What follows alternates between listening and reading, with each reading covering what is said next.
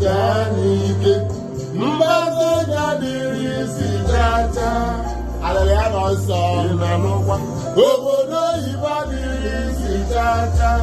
ị na-anụ ka mụ na-ekwu